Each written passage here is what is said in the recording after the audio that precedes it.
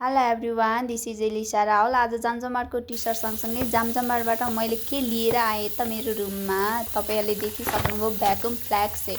यसमा चाहिँ तपाईँले एउटा थर्मस पाउन सक्नुहुन्छ भने 3वटा कप रहेको छ। तपाईँहरू अफिस जानुहुन्छ अथवा घरमा बुढाबुढी एउटा बच्चा मात्रै हुनुहुन्छ भने नि यो एकदमै युजफुल छ। यसमा तपाईँले चिया कफी जे पनि खान सक्नुहुन्छ र पानी पनि दिनमा, किनभने तपाईँले 4 देखि 5 घण्टाको हट वाटर चाहिँ यसमा बस्छ। हेरिसक्नुभयो मैले पनि कस्तो फिल गरेँ। अफिसबाट मैले लिएर आएको हुँ।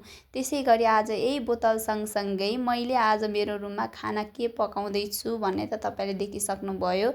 आज यसले कचौराभरि चामल किन राखेकी छ भनेर सोच्नु भएको होला, किनभने मेरो भोलि बुधबार बिदा छ।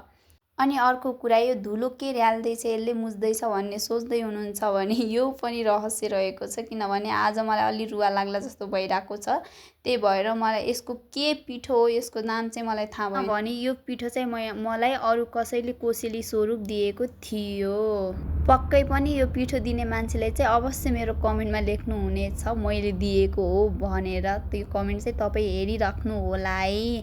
त्यसै गरी आज मैले कराईमा थोरै तेल हालेर प्याज अनि थोरै जिरा, खुर्सानी, मसला अनि बेसार हालेर मैले ट्याकटुक पारेर प्याज भुटिसकेपछि त्यसमा अघि मैले र्यालेको एकछिन फ्राई हुन दिइसकेपछि अघि मैले र्यालेको त्यो के थियो त, यो पिठो हाल्दैछु। हेर्दाखेरि अलि कालो देखिन्छ तर यो पिठो धेरै राम्रो हो गरे है। त्यो पनि मलाई अरूले भनेको, मलाई चाहिँ थाहा छैन। म आज फर्स्ट टाइम खाएर ट्राई हान्दैछु है त कस्तो हुन्छ म तपाईँलाई एकछिन पछि इन्फर्मेसन गर्नेछु। अनि मैले त्यो अघिको भ्याकुम फ्ल्याग सेटमा राखेको त्यो पानी तातो थियो, त्यही भएर मैले यसमा चाहिँ तातो पानी युज गरेँ। थोरै नुन हालेँ, उम्लिसकेपछि मैले अनि त्यसपछि राड दिएँ भने त अब आधी पश्चिमेली मान्छेलाई चाहिँ थाहा हुन्छ, तर यहाँ यता काठमाडौँतिरका अरू ठाउँतिरको मान्छेलाई चाहिँ यो राडेको भन्ने चाहिँ बुझ्नुहुन्न। अनि मैले त्यो राडिसकेपछि ग्यास अफ गरेर ढोकिदिएँ। अनि यसै गरी मैले आजको तिउन र भात रेडी गरिसकेपछि मैले यता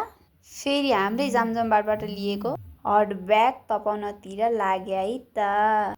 अनि अब मेरो भात रेडी भइसक्यो पाकेर पनि। अनि अब भात रेडी भइसकेपछि त अम्लेट बिना त खाना नै नरुच्ने के। फेरि अरू सबैहरूले खानामा तरकारी बनाएको म देख्छु, बिहानपल्टि म फेरि तरकारी नै खान्छु किनभने अफिसमा खाना खान्छु। सो मलाई रुममा आइसकेपछि अब तरकारी कति किन्नु, महँगो पनि धेरै छ। तरकारी खानुभन्दा 100 रुपियाँको अन्डा ल्याउने भने मलाई ट्याक्कै 5 दिन पुग्छ के गाई चाहिँ भन्दा अब तपाईँहरूलाई दुःख लाग्ला। तर अम्लेट बिनाको खाना चाहिँ मलाई रुच्दैन, बरु तरकारी चाहिएन। त्यसै गरी मैले खाना रेडी पारे सँगसँगै अब थालमा पनि मैले खानालाई हाल्छु। अम्लेट राखेँ, पापड राखेँ, काँक्रो राखेँ, सँगसँगै मैले अघिको तिउन, त्यो पनि फाँडोको तिउन राखिसकेपछि थोरै भात पनि राखेँ।